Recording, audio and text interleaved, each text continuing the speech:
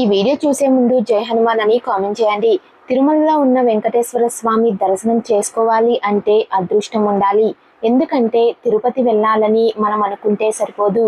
ఆ వెంకన్న స్వామి పిలుపు వస్తేనే మనం వెళ్ళగలుగుతాము. మనకు ఎంత కష్టం వచ్చినా సరే వెంకటేశ్వర స్వామిని ఆరాధిస్తే చాలు. ఎన్ని కష్టాలున్నా సరే వెంటనే తీరిపోతాయి. అంతటి శక్తి వెంకటేశ్వర స్వామికి ఉంటుంది. అయితే తిరుపతి వెళ్ళే భక్తులు ముందుగానే కొన్ని నియమాలను తప్పనిసరిగా తెలుసుకోవాలి. అప్పుడు మాత్రమే స్వామివారి సంపూర్ణ అనుగ్రహం కలుగుతుంది. తిరుపతి వెళ్ళగానే ముందుగా ఏ దేవుడిని దర్శించుకోవాలి?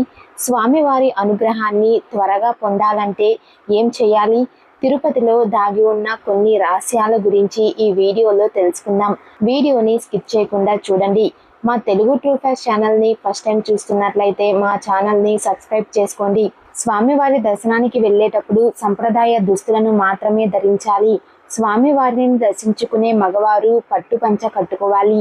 అంతేకాని షర్ట్స్, జీన్స్ ప్యాంట్స్, టీషర్ట్స్ వంటి వస్త్రాలను వేసుకోకూడదు. ఇక స్వామివారిని దర్శించుకునే ఆడవారు చక్కగా చీర కట్టుకోవాలి లేదా పంజాబీ డ్రెస్ వేసుకోవాలి.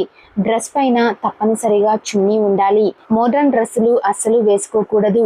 ఇక తిరుపతి కొండపైకి వెళ్ళిన తరువాత మహిళలు ఎట్టి పరిస్థితుల్లో తలలో పూలు పెట్టకూడదు అనే నియమం ఉంది. ఎందుకంటే కొండపై వికసించే పుష్పాలన్నీ స్వామివారికి మాత్రమే చెందాలనే ఉద్దేశంతో ఈ ఆనవాయితీని నియమించారు. స్వామివారి దర్శనానికి వెళ్లే ముందు తప్పనిసరిగా తలస్నానం చేయాలి.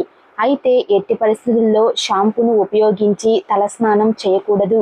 స్వామివారి సంపూర్ణ అనుగ్రహాన్ని పొందాలనుకుంటే స్వామివారి దర్శనానికి 12 గంటల ముందు నుంచి తప్పనిసరిగా ఉపవాసం ఉండాలి.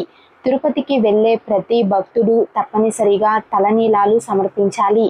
పురుషులు మాత్రం తప్పనిసరిగా గుండు చేయించుకోవాలి. అదే విధంగా మహిళలు కూడా 3 కట్టెళ్ల జుట్టును స్వామివారికి ఇవ్వాలి. పెళ్ళైన ఆడవారు తలనీలాలు సమర్పించకపోయినా పర్వాలేదు. మీ భర్త తలనీలాలు సమర్పిస్తే అందులో సగం పుణ్యం మీకు కూడా వరిస్తుంది. తలనీలాలు సమర్పించిన తరువాత మళ్ళీ తలస్నానం చేసి దర్శనానికి వెళ్ళాలి. చాలా మంది తిరుపతికి వెళ్ళగానే ముందుగా వెంకటేశ్వర స్వామిని దర్శించుకుంటారు.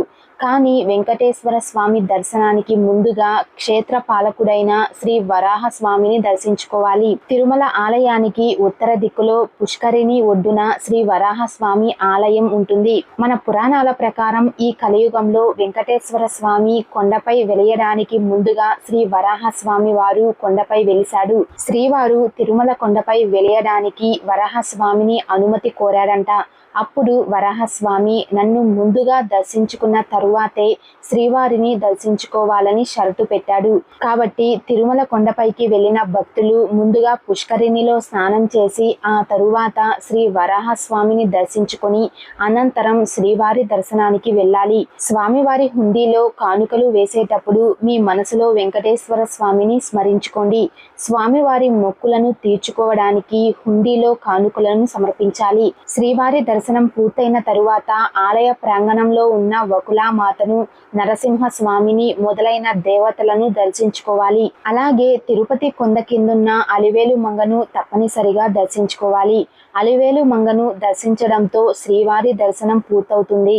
దేశంలోనే అత్యంత సంపద కలిగిన తిరుమలలో ఎన్నో ఆసక్తికరమైన రహస్యాలు దాగి ఉన్నాయి. తిరుపతికి వెళ్లే ప్రతి భక్తులు తప్పనిసరిగా కొన్ని ఆశ్చర్యకరమైన నిజాలను తెలుసుకోవాలి. వెంకటేశ్వర స్వామి సంపదను లెక్క పెట్టడం అంత సులభం కాదు. దాదాపు 11 టన్నులకు పైగా స్వామివారికి బంగారపు ఆభరణాలు ఉన్నాయి. గర్భగుడిలో కొలువైన వెంకటేశ్వర స్వామి విగ్రహానికి నిజమైన జుట్టు ఉంటుంది.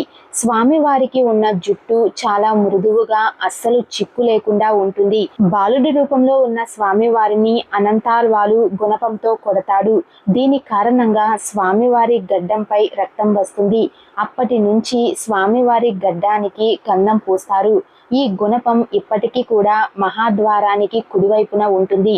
సాధారణంగా దేవుడికి అలంకరించిన పూలను భక్తులకు పంచుతారు. కానీ శ్రీవారికి అలంకరించిన పూలను అస్సలు బయటకు తీసుకురారు.